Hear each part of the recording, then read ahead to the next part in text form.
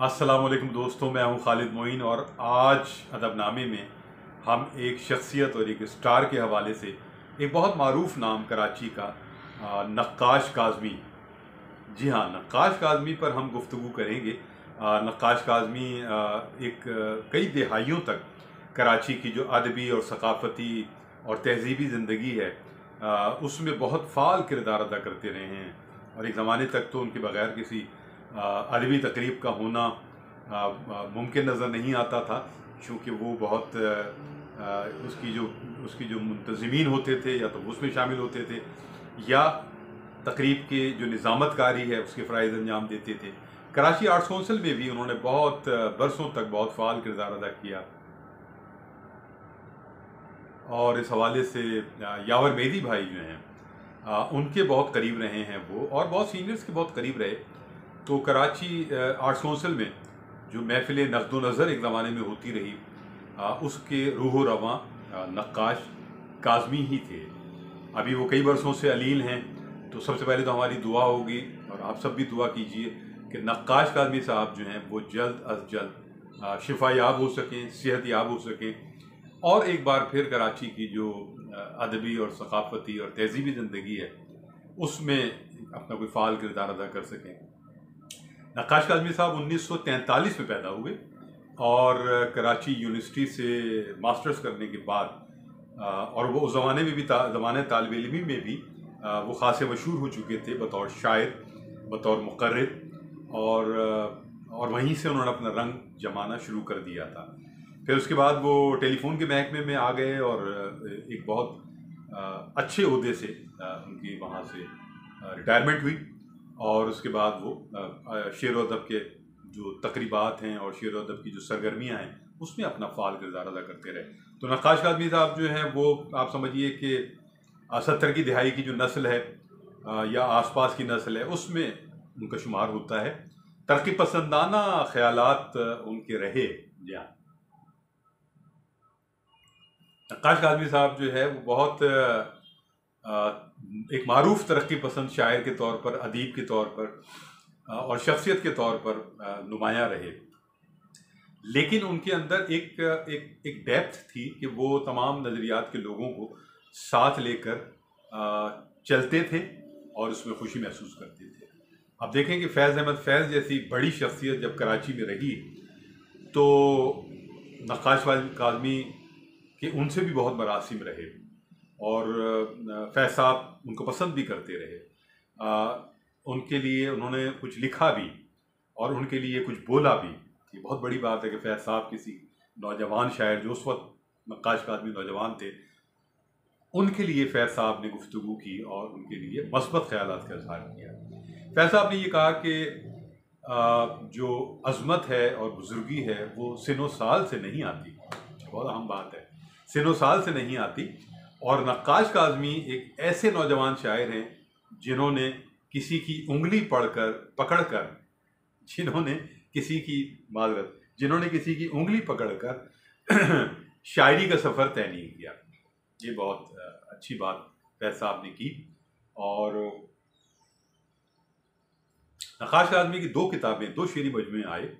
पहला शेरी मजमूआ 1978 में आया, चांदनी और समंदर 1978 में, और इसका खासा चर्चा रहा और इसमें तरक्की पसंदाना ख्यालात, उसमें नज़में और गज़लें और उसी लहजे के साथ, उसी खनक और उसी आहंग के साथ वो नक्काश काज़मी की हमें नज़र आती हैं।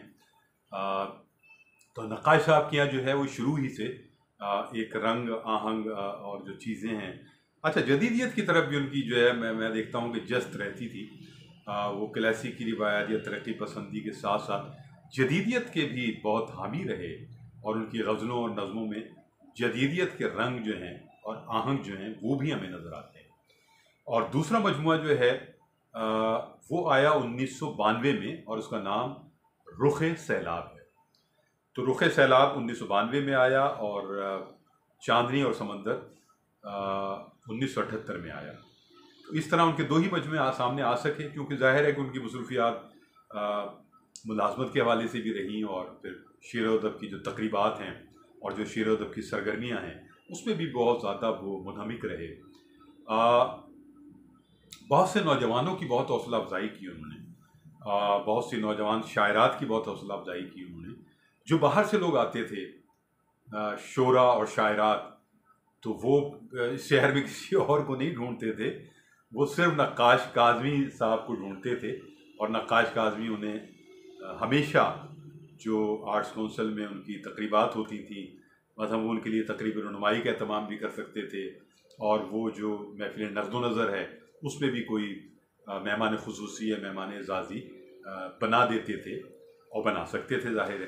तो ये बड़ी खूबसूरत बात थी कि वो बाहर के लोगों को भी जो शेर व अदब के लोग हैं उनको भी एकोमोडेट करते थे, और कराची के और कराची से बाहर पाकिस्तान भर के आए हुए लोगों को भी वो यकीनन मौका देते थे।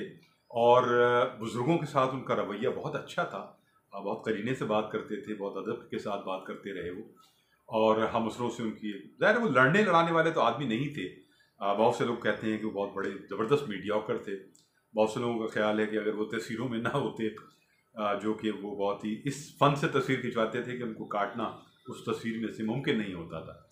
और ये कि वो अपनी ख़बरें बहुत ज़्यादा छपवाते थे, और जो भी सरगर्मियाँ होती थी उसको बहुत ज़्यादा वो हाईलाइट करते थे, छपवाते थे, नुमाया करते थे।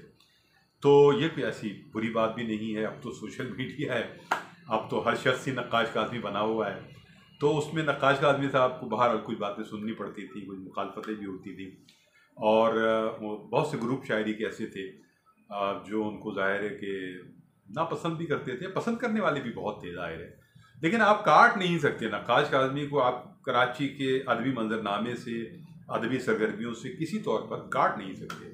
और उन्होंने तो हमेशा, जहाँ तक मैंने देखा है, क्योंकि मैंने भी बहुत सारे मुशायरे उनके साथ पढ़े, और उन्होंने मुझसे बहुत मोहब्बत भरा सलूक किया, और हमेशा बड़े होने के बावजूद जो है इंकिसार से काम लिया। तो और हमेशा जब भी बुलाया निज़ामत करते हुए तो बहुत अच्छे अल्फाज के साथ बुलाया। तो मेरा ज़ाती तजर्बा नक्काश का आदमी के साथ बहुत अच्छा रहा है, और मैं उन्हें एक अपना सीनियर भी समझता हूँ, जो ज़ाहिर है कि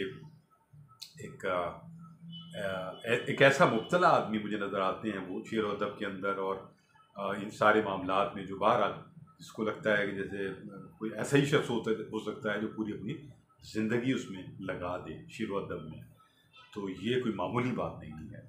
अब जहाँ तक उनकी शायरी का मामला है, मैं चंद शेर भी उनको सुना देता हूँ, और इन्हीं अशार पे मैं आज का प्रोग्राम भी ख़त्म कर दूँगा।